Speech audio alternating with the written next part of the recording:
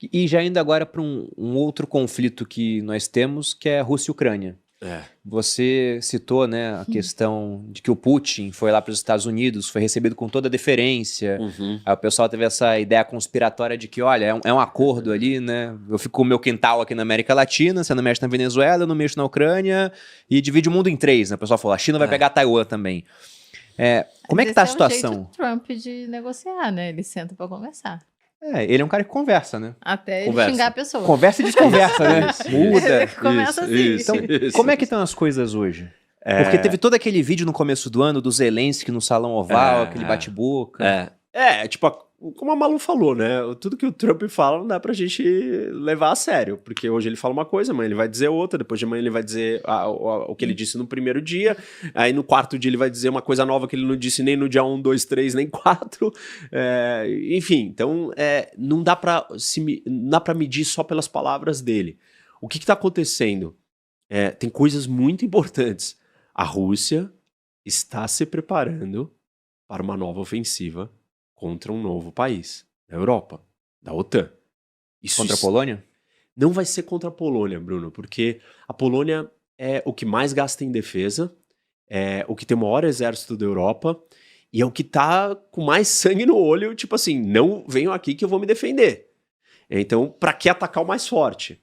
Mas vai ser contra um dos bálticos, provável a Estônia. E assim, por que a gente sabe que isso está mudando? Porque nós estamos assistindo nas últimas semanas invasões do espaço aéreo de vários países europeus. Vários. Primeiro foi na Polônia, 19 drones. Não é um ou dois que saíram do espaço da Ucrânia e chegaram, são 19. 19 são coordenados.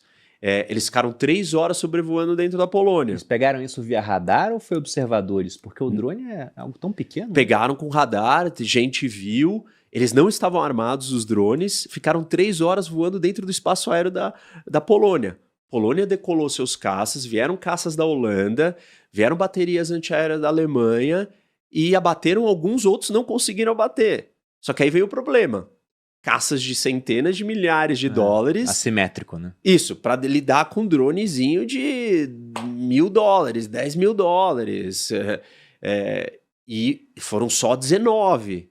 Imagina o que seria se fossem 500, Sim. 100. E aí o custo, a munição gasta para bater esse drone, $5 milhões. Um míssil para bater um drone que não custa nada. E aí ficou claro que a OTAN e a Europa não está preparada para a guerra moderna, que é a guerra dos drones. Aí a gente teve um incidente na sequência na Romênia. Aí depois a gente teve um incidente com ataque cibernético na Alemanha e em Londres, que fechou os 2 principais aeroportos dos 2 países.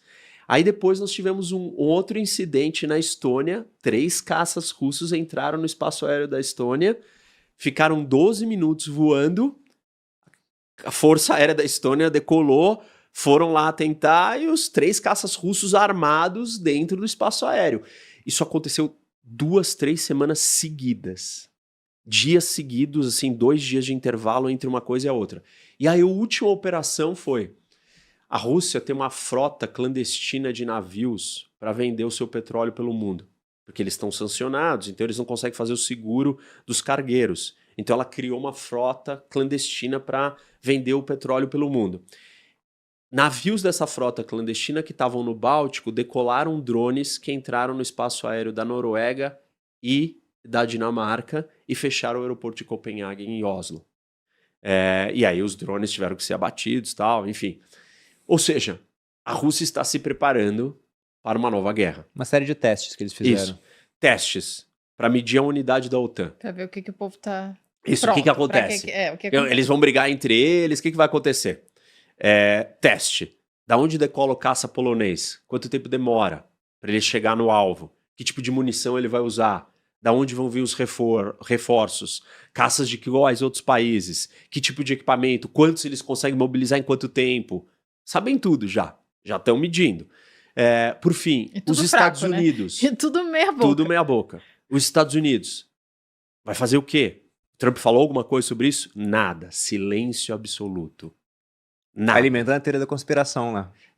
Tipo assim, não tô preocupado com isso, não quero brigar Se matem aí, com o Putin nessa hora ainda disso, desse jeito. Mas ele era muito vocal também que a OTAN não poderia ficar só nas costas dos americanos, né? Isso, tudo bem.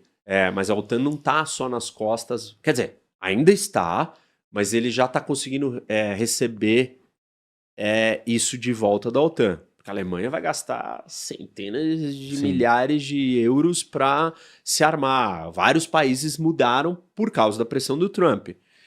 Então, mas vai demorar muito tempo para eles terem as armas, os equipamentos. E aí, por fim, ele tá criando um monte de discussão. Porque, por exemplo, a Merkel, a ex-primeira chanceler alemã, né, ela veio ao público e falou o seguinte...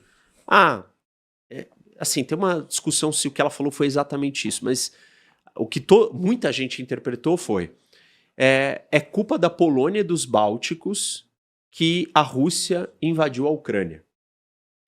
Quando ela falou isso, assim, imagina a discussão, né? Os Bálticos, a Polônia... Foi um discurso ou foi em rede social? Não, ela estava numa entrevista, na rede social, acho que era até num podcast, e aí ela soltou essa. Só que a Merkel, ela é a causa de vários dos problemas que a Europa tem. Por exemplo, imigração. Ela abriu a porteira para receber todos os imigrantes da Síria e criou um grande problema na Europa. Ela foi a idealizadora disso. Ela construiu o Nord Stream, que era o gasoduto que conectava a Rússia à Alemanha e que fazia a Alemanha ficar dependente da Rússia. E que, com essa dependência, o Putin se sentiu seguro. Então, a Merkel, ela criou muitos problemas para a Alemanha e para a Europa. E quando ela vem e fala isso a essa altura do campeonato, depois da Rússia ter invadido a Ucrânia, depois da Rússia estar fazendo tudo que está fazendo, virou uma mega discussão, né? Polônia ficou louca. Do tipo, você tá de sacanagem, né, mulher? Isso. E aí você tem um sabotador ucraniano que destruiu, que explodiu o Nord Stream. E esse cara tá preso na Polônia. E a Alemanha quer que ele seja extraditado para a Alemanha, porque ele destruiu bilhões de dólares de investimento da Alemanha. Então a Alemanha quer ele. Aí depois que a Merkel falou isso, a Polônia virou e falou assim, nós não vamos extraditar ele. Ou seja, ela tem uma posição no governo hoje ou não? Não, não tem. Ela tá fora. Aposentada e tá idosa, tá bem que já... só que ela fez todo esse estrago e ninguém percebia, né? Nota de geopolítica dela, 0. Populismo, nota 10. E a Alemanha está sofrendo várias dessas consequências por causa das políticas da Merkel. Mesmo assim, ela não está quieta, falou um negócio que criou mais divisão e animosidade entre os membros da OTAN. E é isso que o Putin quer. Uhum. Então, todos esses movimentos servem para isso. Mas, enfim, estou falando tudo isso só para dizer que o Putin está mais perto de fazer um movimento militar. E com isso, o Trump não está olhando para isso, mas ele está incomodado com a guerra da Ucrânia. Porque o Trump tem uma obsessão. Ele quer ganhar o prêmio Nobel. E se ele resolver Gaza, resolver Ucrânia, assim, só resolver Gaza ele já merece o prêmio Nobel. Mas ele tá com essa obsessão. Então, ele tá mais preocupado em criar problemas para o Putin agora, por causa da Ucrânia, do que pensar, não, o Putin tá partindo para uma nova ofensiva na Europa. Ele não tá olhando para essa nova ofensiva. Mas ele tá sendo mais duro, ele tá cogitando dar Tomahawks, que são mísseis poderosos americanos, como eu falei, né, para o Zelensky, e está considerando também da inteligência americana onde que ataca dentro do território russo. Então, a coisa está ficando mais tensa para o Putin, por um lado, porque o Trump está ficando mais firme. E assim, se o Trump for firme, como ele é com o Hamas, como ele foi com o Irã, com o Putin, ele traz a geopolítica para um equilíbrio melhor. Ele realmente traz o mundo para um lugar mais seguro. Sim. Agora, se ele flerta e dá espaço para esses projetos ditatoriais do eixo das ditaduras, aí, na verdade, ele deixa o mundo mais instável. As instabilidades que o Trump pode trazer para o mundo é quando ele inventa tarifaço, quando ele inventa acariciar o Putin.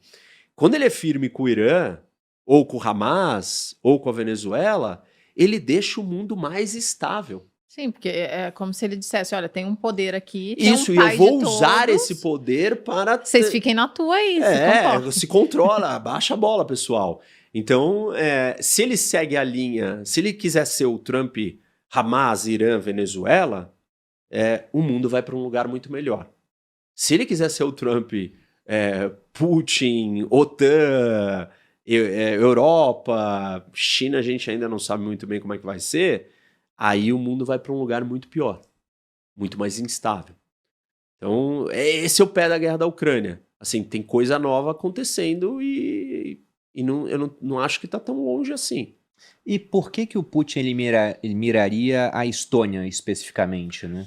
São países territorialmente muito pequenos, Bruno. Eu estava até olhando no mapa então, você tem os 3 Bálticos, né? Os Bálticos são Estônia, Letônia e Lituânia. Tá. E os 3 são muito pequenos. Uhum. A operação militar que ele almejou fazer na Ucrânia foi uma operação rápida de decapitação. Derruba o governo, toma a capital, dominei o país. Ele não conseguiu, em parte, por causa do tamanho da Ucrânia. Porque a Ucrânia é bem maior. Isso. Quando ele trouxe as linhas de suprimento dele, logística, estendidas daquela forma, ele se arrebentou. Nos Bálticos não é assim. Então, se ele mobilizar e colocar as tropas dele já na fronteira, ele está muito perto, uma operação rápida pode ser muito bem sucedida. Na verdade, assim, eu diria que talvez o lugar mais provável que uma operação aconteça ali é no Suwalki Gap, que é a fronteira da Lituânia com a Polônia. Nós temos um exclave... tô vendo. Tem um espacinho que ali. fica aquele território russo. Isso, que é o exclave de Kaliningrado, de um lado, e aí você tem do outro lado a Bielorrússia. Uhum. E no meio você tem um pedaço de terra que é a fronteira da Lituânia com a Polônia. Esse pedaço de terra da fronteira da Lituânia com a Polônia, por volta de, sei lá, 100 quilômetros, chama Suwalki Gap. Se a Rússia conecta Kaliningrado com a Bielorrússia, ocupando essa faixa de fronteira, ela corta a passagem por terra da OTAN com os países bálticos. Uhum. E aí não tem comunicação mais por terra. E aí é como se os bálticos estivessem sozinhos, isolados. E aí, então, para a Rússia tomar esses 3 é muito mais fácil. Talvez uma operação inicie, de uma ofensiva militar num novo fronte, inicie ali, dominando o Suwalki Gap, com uma operação de bandeira falsa. Que é tipo, derrubaram a energia em Kaliningrado. Isso é uma operação da OTAN. Eu vou mandar soldados para salvar Kaliningrado. E, na verdade, esses soldados só estão cruzando a fronteira para fechar o gap, o Suwalki Gap. Então, enfim, eu acho que ali é um lugar estratégico, talvez o principal.